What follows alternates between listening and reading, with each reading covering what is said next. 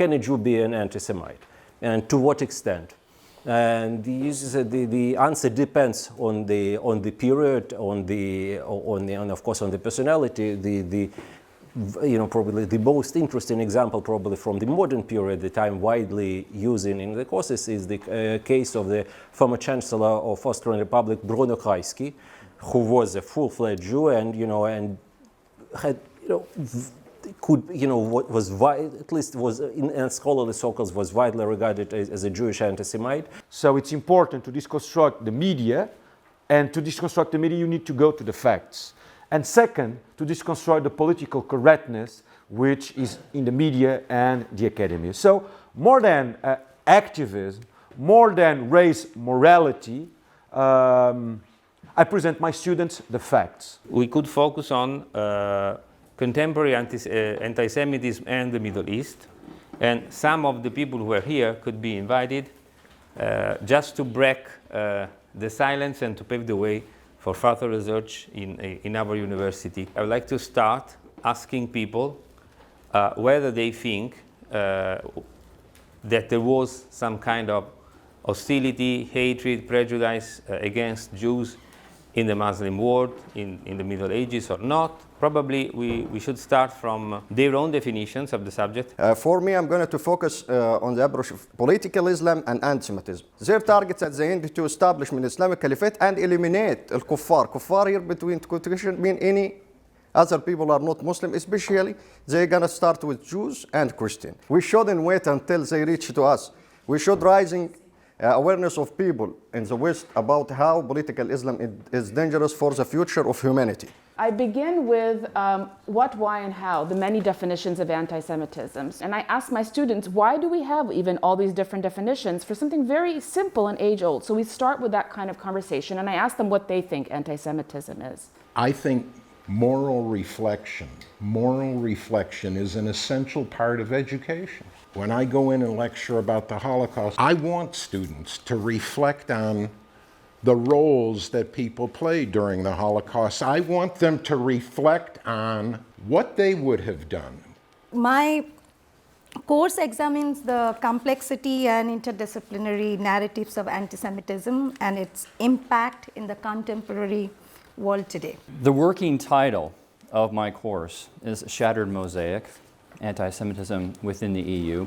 I am teaching, generally speaking, colloquium-style courses. So they're undergraduates as well as graduate students. And partly that is because I'm one of, or the only, native English-speaking professor. I came to this course with a title called Re-examining Anti-Semitism. It was something that I wanted to explore, and I am still going to do that. But over the course of this course, I actually changed, in part, my title to The Politics of Prejudice, Religion, Israel, and U.S. Foreign Policy. I'm going to explain how when we can understand and grapple with a topic as long and as varied as anti-Semitism, it's a way and a lens to understand other forms of hate and discrimination as well. This is a deep course about the history of Christian anti-Semitism. In terms of pedagogy, I try to create a dramatic amount of variety. I split the students up into teams, and each team is responsible for a different segment of the curriculum. They lead the discussion, they lead our consideration of a different piece of the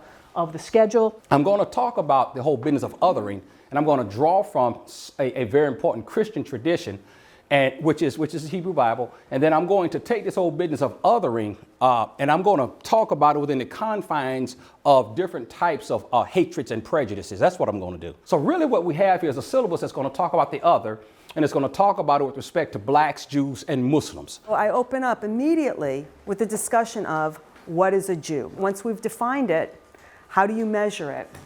Who's measuring it?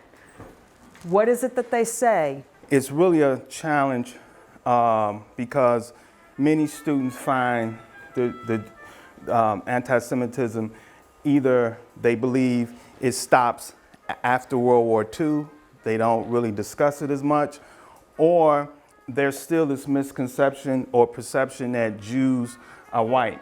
So they're privileged, why discuss it? And I think it's very important to bring this conversation out, especially the teachers who are going in the classroom to teach history. The two contemporary international issues that we're going to look at as a case study would be racism anti-Semitism and human rights, 1.